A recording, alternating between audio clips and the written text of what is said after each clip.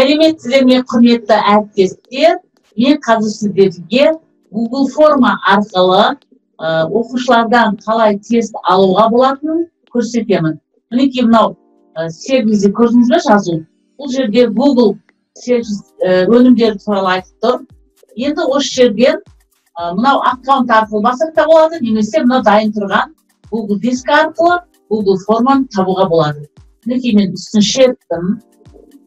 Шерткен кезде мінекей создать дегенге шықты. Менің бірнеше мынау тесттарым құрастырылған. Енді создать. Мен қазір жаңа тест құрастырамын. Создать дегенді басамын. Басқан кезде мінекей Google форманы шертемін.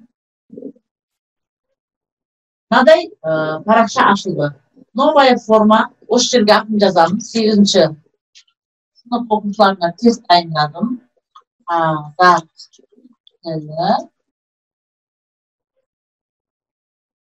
Тест деп қояйық, тест. Немесе, мінекей, жақын арада біз бөлім бойынша жиынтық бағалау алуымыз керек, ОЖБ деп қояйық. Енді астына бөлімнің атауын жазып қоямын. Көне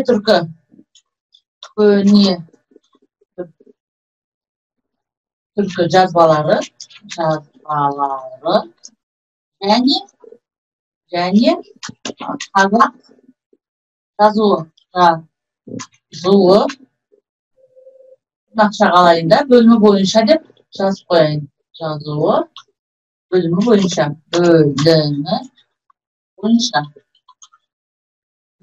Оқушыға қандай жұмыс, қандай тақырып бойынша жұмыс істеу керектігі түсінікті болып тұрады. Осылай жазып көрсетіп қойған дұрыс.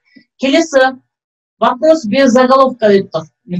Осының үстінен жайлап шертемін. Шерткен кезде мінекей былай шықты. Мынандай парақша шықты.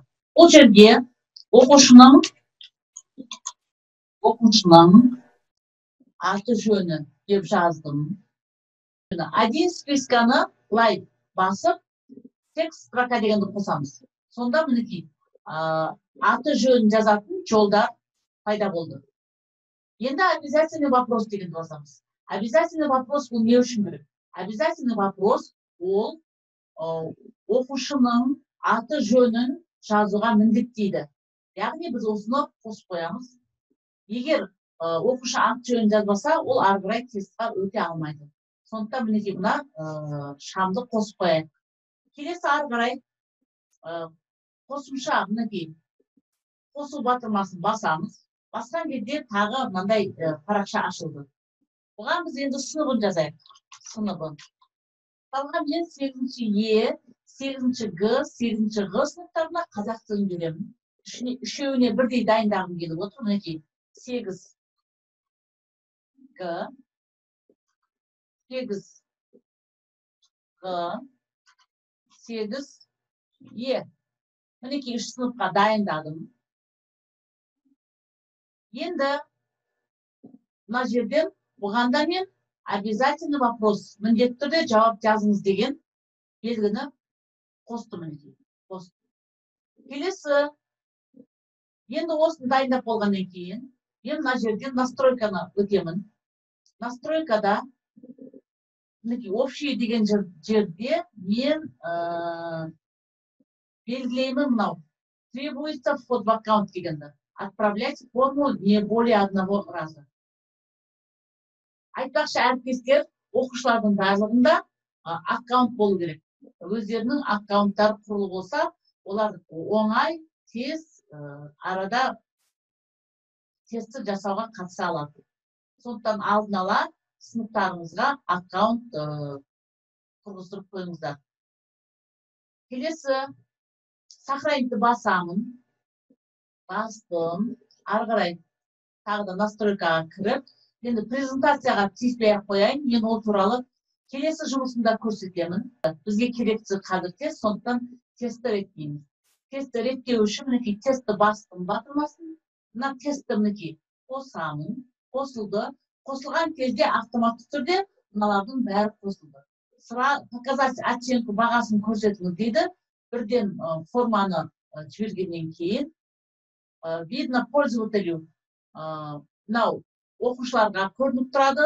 Жауап бермеген сұрақтарына дұрыс жауаптары және балдары көрініп тұрады. Енді мен сохранить деймін.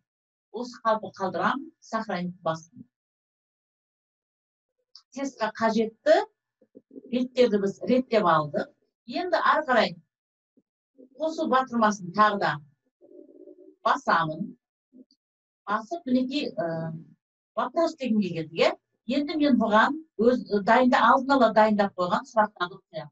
Мінекей алдын ала дайындап мен бортқа салып қойғам.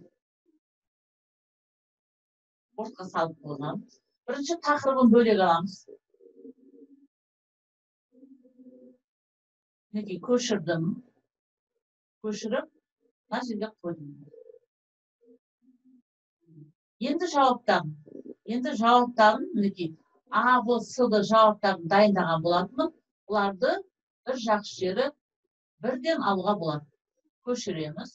Көшіріп, мінекей апарып, мына жерге вариант деген жерге былай сала қойдым. Мінекей көрдіңіз бе? 4 жауап бірден шықты. Енді астында мінекей ответы деген тұр. Ответыды басамын. Басқан кезде мына жерден бал көрінді. Көрдіңіз бе? Бал көрінді. Мен 1 бал беремін. Бұл сұраққа жауап берсе, мен 1 бал беремін. 4 нұсқаның қайсысы дұрыс? Соны мен басамын. Орфография дегеніміз қатесіз жазу. Дұрыс, қатесіз жазу. Қостым, мінекей. Енді добавить пояснение, түсіндірулеріңіз дейді. Правильный ответы. Правильный дұрыс жауапты басамын. Және осыны сақтаймын. Сонда оқушыға дұрыс жауабы бірден көрінеді. Енді мінекей готованы бастым, дайын дегенді бастым. Обязательный вопрос шықты. Көрдіңіз бе? Обязательный вопрос міндетті түрде жауап берілу керек. Оны қосып қойдым. Келесі сұрақ. Мінекей екінші сұраққа өтеміз. Екінші сұрақты қазір көрейік. Қандай сұрақ дайындаппын. Екінші сұраққа мен мінекей мына сұрақтан қараймын. Ахмет Байтұрсынұлы ұсынған төте жазу қай жылдан бастап қолданысқа енді? Мінекей апардым. Мінекей қойдым. Енді варианттарын әкелемін қазір. Варианттарын, мінекей 4 вариант алайық. Көшірдім. Көшіріп, мінекей нұсқаларды апарып қойдым. Енді осының ішінде мінекей ответыды басамын. Бастым. Яғни дұрыс жауабын белгілеңіз дейді. 1912 жылды таңдап алдым. Енді мына жерде бал беріңіз дейді. Көрдіңіз бе? Бал. Мен бұл сұраққа 2 бал беріп көрейін. 2 бал бердім. Енді добавить пояснение. Добавить пояснение. Правильный ответы деген. Көрдіңіз бе? Мінекей, мынаны басамын. Сохранить дегенге басамын қазір. Енді готово, дайын болды дегенге басамын. Болды. Обязательный вопросты басып, міндетті түрде жауап беруді басып, оқушыларды жауап беруді міндеттеймін. Міндетті түрде, яғни жауап береді. Енді келесі, мына жерге бірінші сұрақ, мынау екінші сұрақ болды керек.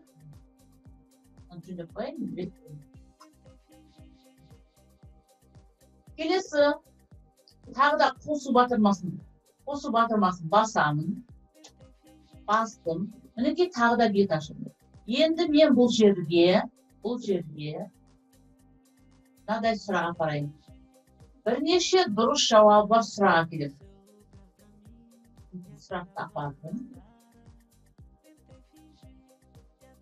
Көшірдім. Көшірген соң, мінекей мұнда қойдым. Бұл нешінші сұрақ болады бізде? Бұл бізде үшінші сұрақ болады. Үшінші сұрақ. Мына сұрақ қойылды. Енді осының нұсқаларын алып келемін. Нұсқалары. Көшірдім. Қойдым. Енді один из списка дегенді басамын. Несколько из списка, яғни тізімнен бірнеше дұрыс жауап бар деген сөз. Белгілеуге болады деген сөз. Осыны бастым. Өйткені бұл жерде бізде бірнеше дұрыс жауап бар сұрақ қойған. Сондықтан мынаны өзгертуді ұмытпаңыздар. Келесі мен дұрыс жауаптарды белгілеймін. 1927 жылы құрылған жаңа қазақ әліпби орталық комитет мүшелері Ермеков Алихан, Ахмет Байтұрсынов бұған қатыспады. Білесіздер, Ахмет Байтұрсынов ол араб тілде жазуын қолдады. Жандос Ораз белгілеймін. Тоқтабаев Кәрім белгілеймін. Енді мына жерде бал қоямын. Бұл сұраққа мен қоямын 3 балды. 3 балды қойдым. Добавить пояснение басамын. Правильные ответы сохранить.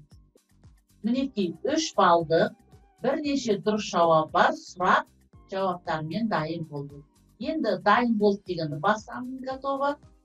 Мінекей сұрақтар шықты, көрдіңіздер, бірден көрсетіп тұр, құсбегіменен 3 сұрақты белгілеп біз. Несколько из списка тұр, ответы мінекей 3 балл тұр. Обязательно вопрос. Міне осылай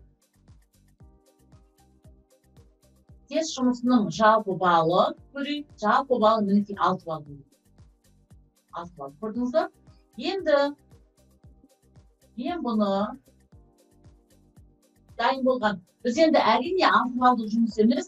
Бізде күнделікте қалыптастырушы бағалау 10 балдық болғаннан кейін 10 балдық дайындаймыз. Немесе БЖБ-ға дайындасақ, БЖБ-ның нормасына лайықты 10 балл немесе 20 балл етіп сұрақтарды құрастырамыз. Келесі, мына отправить дегенге басамыз. Менің тағы айта кетейін дегенім, эссені де құрастыруға болады осы жерде қоюға, бірақ эссеге балл қойылмайды. Сондықтан мен бүгін тек қана тест ұсынғым келіп отыр. Эссені мен келесі видео сабағында сіздерге анық көрсетемін. Отправить дегенді басамын. Мына жерден отправить деген парақша шықты. Ортадағы мына белгілермен. Бұл сілтеменің белгісі, білесіздер, сілтеменің белгіледім. Ссылка пайда болды, сілтеме. Осы сілтеменің үстіне шертемін де копировать дегенді басамын. Бұны копировать етіп мессенджерге бірден салуға болады. Мессенджер бізде WhatsApp бет, немесе Telegram бет, мессенджеріне салуға болады. Мен қазір WhatsApp бетке саламын. WhatsApp бет мессенджерін қазір.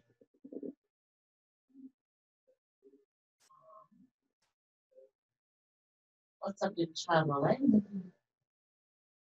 Күйер шықты. Мен күйерге барып, телефонның күйерін жақындатамын. Сонда бізде WhatsApp бет келеді.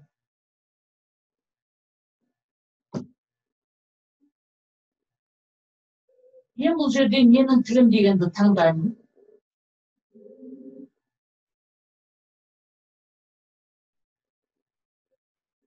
Топты, ол жерде қазақ тілін, қазақ әдебиетін сүйіп оқитын оқушылардан арналған топ. Сол жерге салып көрейін, мінекей. Міне менің тілім деген топ. Осы жерге мен тілге салайын.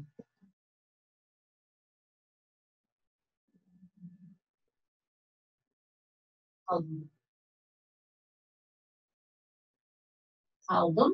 Енді біз осы салған жұмысымызды тексеріп көрейік, осы жерден ашып.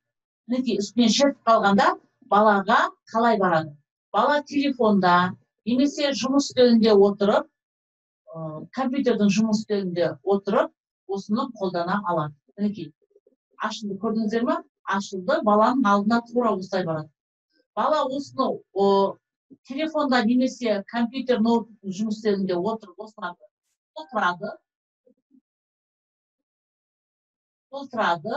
толтырады да жауаптарын жазып белгілеп, мінекей, отправить дегенді баса салады. Мысалға 1912, мінекей, осылай толтырады, былай толтырып шығады. Сөйтеді да отправить дегенді басса, бірден сіздің Google дискіңізге келіп түседі. Google дискіңізге келіп түседі. Мен бұны қайтадан қазір жабып салайын. баланы мессенджерге салдық, баланың қалай жұмыс істейтінін көрсеттім. Бір ғана талап етілетін нәрсе оқушыда Google аккаунт болу керек.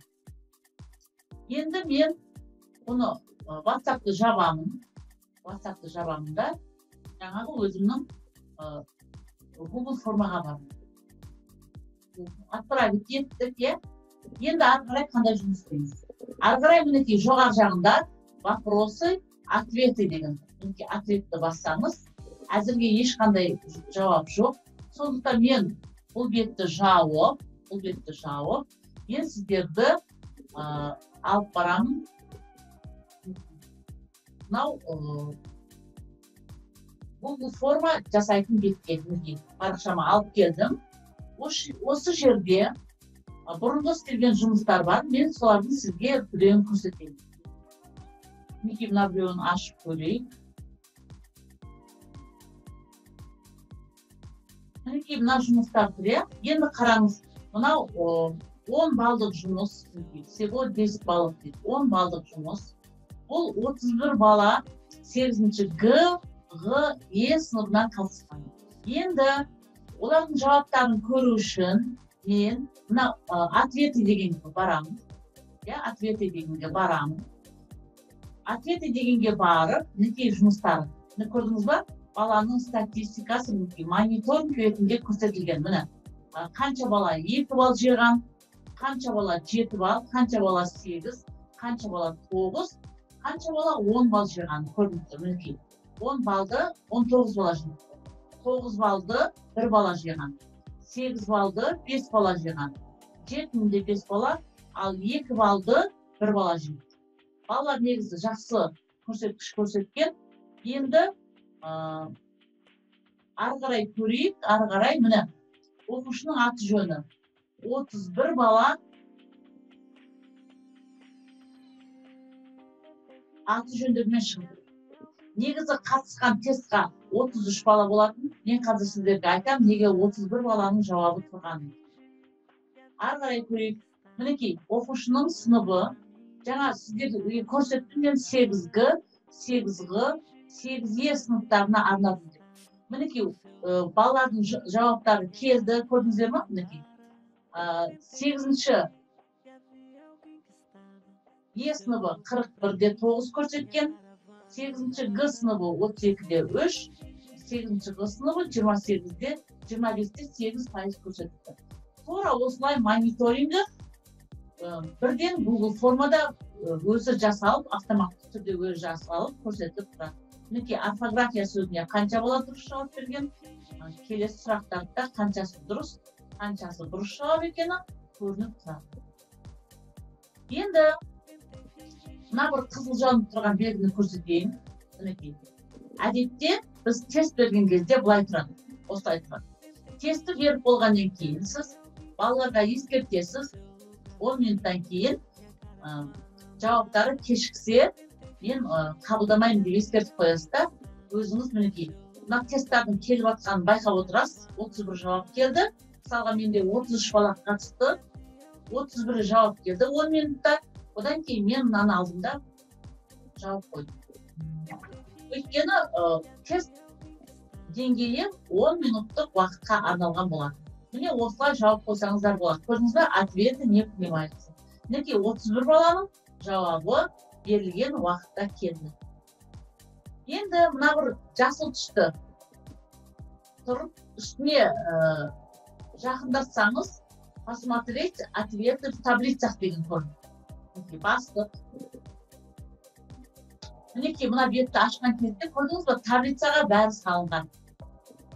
Мінекей, алғашқы баланың жұмысы Сәрсенбай Мұхамеджан 28.09.2020 жыл 8-ден 12 минут өткенде жіберді. Яғни сабақ 8-де басталды, мен кіріспе сабақ болды, сабақтың мақсаты айтылды, оларға тест жіберілді. Сол кезде бір 8-ден 7 минут өткен кезде мен оларға тастадым. Сұрақ сілтемесін мессенджерге оқушылар отырған WhatsApp тобына тастадым.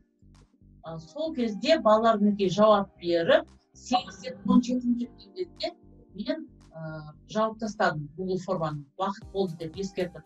Сол кезде үлгерген балалардың мінекей жауаптары әрқайсысының. Енді бұл несімен тиімді? Оны копировать етіп жұмыс үстеліне салып қоюға болады. Мінекей, импортировать, создать, копию десеңіз, мінекей, копировать етіп жұмыс үстеліне салуға болады. Немесе өте тиімді жерлері, тағы сіздерге айтып өтейін, бізге ең қажеттілерін. Мына қараңыз, оқушының сыныбы деген графа тұр еді. Осыны былай белгілеп аласыз. Ол әдетте былай тұрады, аппақ болып. Сіз оның үстіне былай басасыз, мінекей белгіленді. Енді осыны қоңыраударыңыз бірінші 8Г тұр, одан кейін Г, одан кейін Г, одан кейін Г, Г, Г, Г. Е, мінекей былай. Сіз осыны үстінен шертіп, Г, Ғ, Е оқушылары өз бөлек-бөлек тізіліп тұрсын десеңіз, үстіне мінекей бастыңыз, басасыз да сортировать А-я деген басасыз. Түртсеңіз, мінекей көрдіңіз ба? 8Г бір бөлек, 8Ғ бір бөлек, 8Е бір бөлек тізіліп тұра қалды. Мінекей осылай сынып-сыныпты рет-ретімен көрдіңіз ба? Г, Г, Г, Г, Г, Ғ, Е. Осылай реттеп қойға bunu. Енді осының ішінен тағы да қандай мүмкіндіктер бар? Мысалға 8-ші Г сыныбында былай қарайсыз. Г сыныбы мына Алимусамен аяқталады екен. Балалар 10 балдан алған, көбісі өте жақсы. Арасында міне 7 бал алып көпте. 7 балда жаман бал емес. Ол біздің бағаменен 4-ке лайықты баға деген сөз күндегі кезектегі. Міне осының үстін бұлай белгілеп қойсақ болады. Яғни осы бала неге басқаларға қарағанда аздап төменірек алып қалды, онымен жұмыс істеуге болады.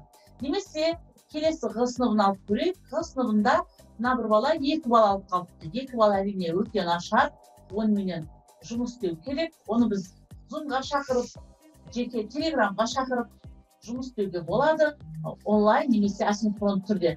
Енді оны да біз былай қызыл белгімен белгілеп қоямыз. Осылай жұмыс істеуге аса тиімді.